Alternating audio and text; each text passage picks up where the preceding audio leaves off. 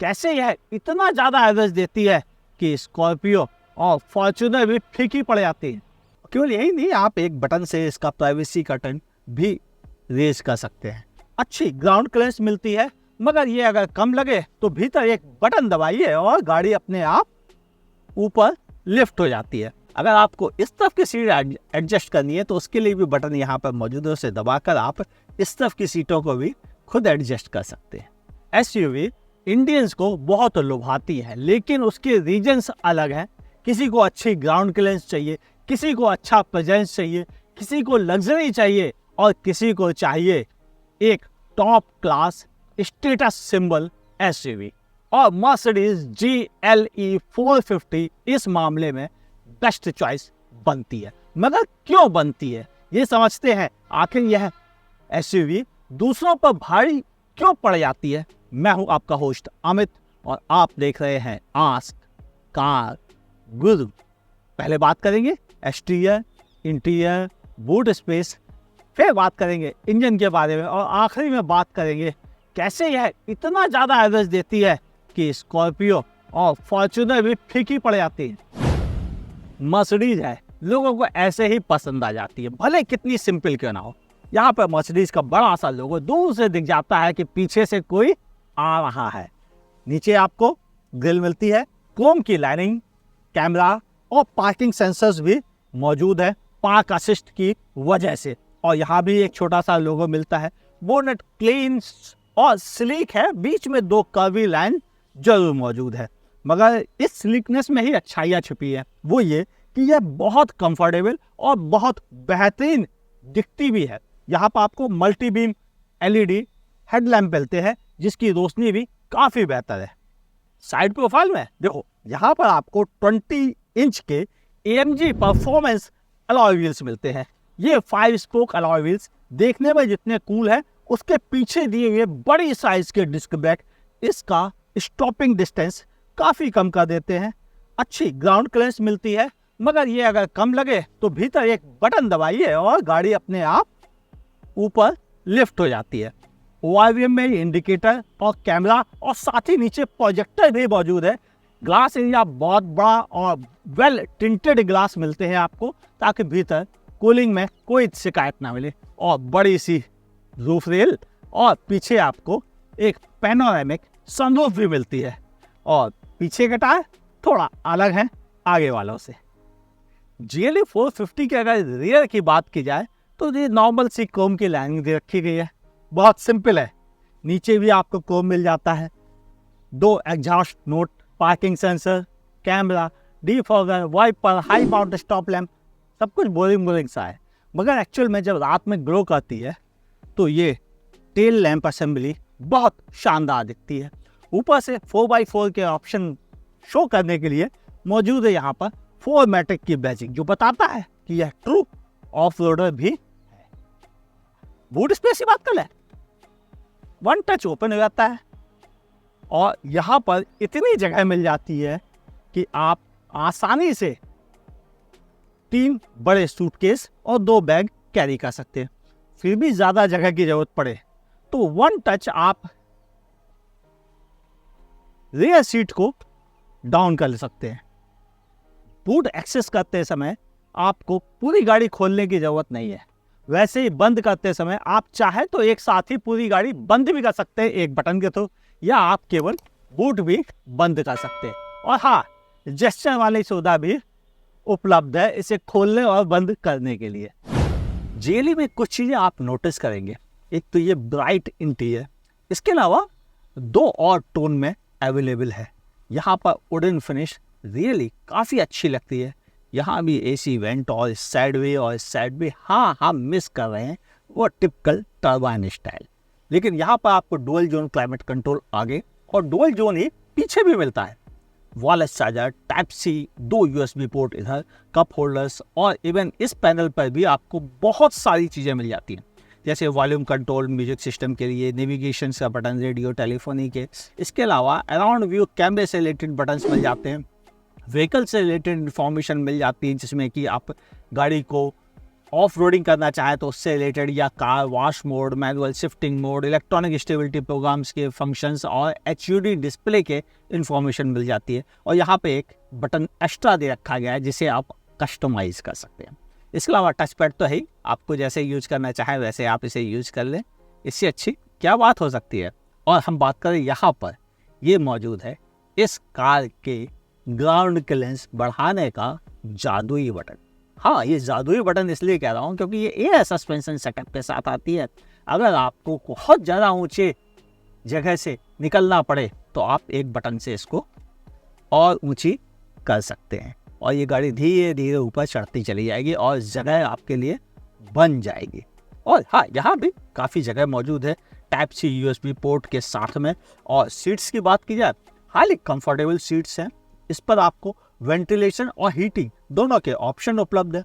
यहाँ से आप इसको मल्टीपल 3 मेमोरी फंक्शंस में ले आ सकते हैं और इवन आप अंडर थाई सपोर्ट भी इसका एडजस्ट कर सकते हैं। अगर आपको इस तरफ की सीट एडजस्ट करनी है तो उसके लिए भी बटन यहाँ पर मौजूद है, उसे दबाकर आप इस तरफ की सीटों को भी खुद एडजस्ट कर सकते हैं, यानी वहाँ तक हाथ पहुँचाने की ज़रूरत नहीं। मगर जो इसकी सबसे बड़ी खासियत है वह क्वालिटी के अलावा है इसकी ये बड़ी सी स्क्रीन, जिस पर आपको टन्स ऑफ फीचर्स मिलते हैं। एंड्रॉयड ऑटो, एप्पल कारप्ले जैसे तो मिलते ही हैं, इसके अलावा ऑफ रोडिंग के फीचर्स मिलते हैं और बर्मिस्टर का साउंड सेटअप मिलता है। यानी म्यूजिक एक्सपीरियंस जो है वो कुछ अलग ही लेवल का है। आपको अच्छे अच्छे होम थिएटर्स भी इसके आगे फीके नजर आएंगे। और हाँ, बच्चों का फेवरेट, बड़ी पैनोरामिक सनरूफ, अच्छी lighting, auto dimming, frameless IRVM। यानी लिस्ट इतनी लंबी है कि मैं गिनाना चाहूँ तो भी ना गिना सकूँ, मगर एक फीचर जरूरी है आपके साथ शेयर करना, वो है इसका HUD डिस्प्ले। वो इतना ब्राइट है कि अगर सामने की तरफ से सन पड़ रहा हो तो भी आपको दिखाई देता है। हाँ, मैंने एक्सपीरियंस किया है, इवनिंग में जब सन बिल्कुल ठीक नीचे आ गया था तो बिल्कुल मेरे HUD डिस्प्ले के सामने था और फिर भी यह काफ़ी ब्राइट था। यानी ओवरऑल यहाँ पर बैठकर ड्राइव करते समय आपको ये एहसास होगा कि कार लग्जरी नहीं, आप एक क्लास अबव है। रियर सीट पे स्पेस की कमी नहीं है, लेकिन आप चाहे तो इसको और भी ज़्यादा स्पेशियस बना सकते हैं और ये सब इलेक्ट्रिकली एडजस्टेड है। साथ ही आप इसका रिक्लाइनिंग एंगल भी अपने हिसाब का तैयार कर सकते हैं ताकि आपके लिए काफ़ी इजी हो जाए इसको यूज करना। केवल यही नहीं, आप एक बटन से इसका प्राइवेसी कर्टन भी रेज कर सकते हैं और फिर आपके लिए यहाँ बैठना और भी ज़्यादा बेहतर हो जाता है। इधर आपको डुअल जोन क्लाइमेट कंट्रोल मिलता है, AC वेंट यहाँ भी मौजूद है, साथ ही पिलर्स पर भी मौजूद है। ऊपर पैनोरामिक सनरूफ की वजह से आपको सर के ऊपर भी ओपन स्पेस मिलता है और इस ब्राइट इंटीरियर में यह गाड़ी बहुत रूमी नजर आती है। सबसे बड़ी चीज केवल एक यही नहीं है, यहाँ पर आप 3 लोग भी बड़ी आसानी से बैठ सकते हैं और ना चाहे तो आप बस इसको डाउन कीजिए और अपने लिए एक अलग प्राइवेट स्पेस बना लीजिए, एक्सक्लूसिव बिजनेस क्लास वाला। हाँ, यहाँ पर थोड़ा हम मिस कर रहे हैं कोई टच पैनल बेस वगैरह चीज़ों का, लेकिन बाकी यहाँ पर मुझे कोई शिकायत नहीं। थोड़ी यहाँ भी जगह है 2 टाइप सी USB पोर्ट के साथ, और इसके अलावा अगर हम बात करें तो यहाँ पर भी 2 टाइप सी USB पोर्ट और सामान रखने की या मोबाइल रखने की जगह भी आपको मिल जाती है और एक कप होल्डर और एक बॉटल होल्डर भी यहाँ पर मौजूद है। 2 साइड में होने के अलावा तीनों एडजस्टेबल हेडरेस्ट। और सेफ्टी की बात की जाए तो हम 5-6 एयर बैग को अच्छा मानते हैं, इसमें 1-2 नहीं पूरे 9 एयर बैग्स दे रखे गए हैं। ESP, उसके भी मल्टीपल फंक्शंस, इसके अलावा डिफरेंट ड्राइविंग मोड्स, साथ ही electronic stability programme, traction control, उसके भी फंक्शंस। इसके अलावा पार्कट्रॉनिक, पार्क असिस्ट जैसे फीचर्स भी मिलते हैं ताकि आप आसानी से इस गाड़ी को 1 टच से ही पार्क भी कर सके। लेकिन क्या चलाने में भी उतनी ही जोरदार है?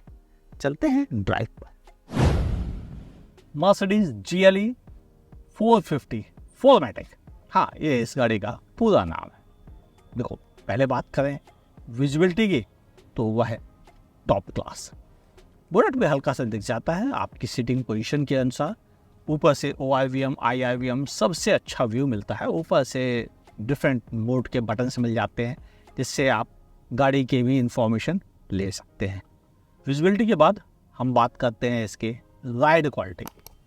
एयर सस्पेंशन सेटअप है कार की, SUV की ग्राउंड क्लियरेंस भी आप इंक्रीज कर सकते हैं और यह रियली बहुत बेहतरीन राइड क्वालिटी प्रोवाइड करती है। मैं इसे दूंगा 9.5 10 में से।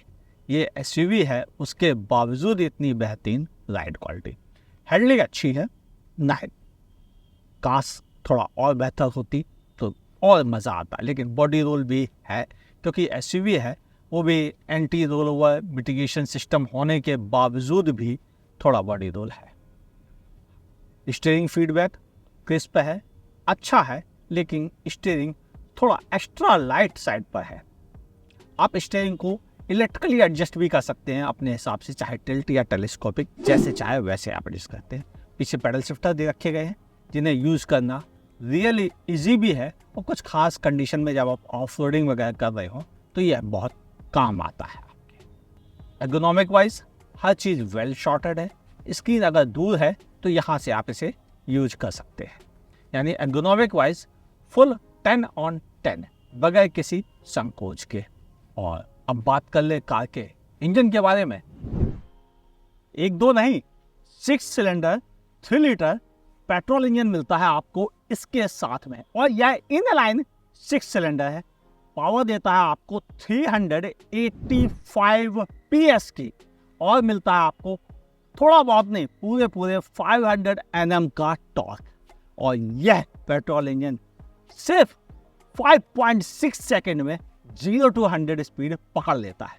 मगर टॉप स्पीड की बात आए तो देखो, ड्राइव करते समय ये 6 सिलेंडर इंजन शाइन करता है। कैसे? जब आपको लोअर RPM में चलना हो तो यह आपको अच्छी स्मूथ राइड प्रोवाइड करता है। रीजन उसके हैं कि इसमें आपको एक हाइब्रिड सेटअप भी मिल जाता है जो सेल्फ चार्जिंग काम किया करता है। और अगर हम बात करें इसके पावर फिगर्स की तो कंपनी का कहना है कि वह 20 Nm का आपको एक्स्ट्रा बूस्ट टॉर्क प्रोवाइड करता है। ओवरऑल ये काफ़ी हेल्पफुल है कुछ खास ट्रिकी कंडीशन में। इवन कई समय तो इंजन थोड़ी देर के लिए शट डाउन भी हो जाता है, यानी वो 0 RPM पे ही गाड़ी चल सकती है, लेकिन बहुत शॉर्ट पीरियड के लिए। ओवरऑल इंजन इस माइल्ड हाइब्रिड सेटअप की वजह से फ्यूल एफिशिएंसी काफ़ी बेहतर दे देता है। और अगर आप इसे सिटी में नॉर्मल ड्राइव करते हैं तो यह 9 से लेकर 13 के बीच की फ्यूल एफिशिएंसी देगा आपको, और अगर आप हाईवे पर ड्राइव करते हैं तो यह 12 से लेकर 15 तक की फ्यूल एफिशिएंसी आसानी से दे देता है।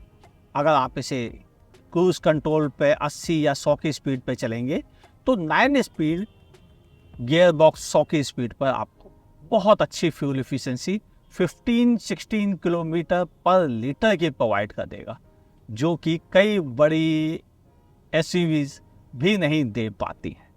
यानी फ्यूल एफिशिएंसी में इसको बहुत अच्छे मार्क्स।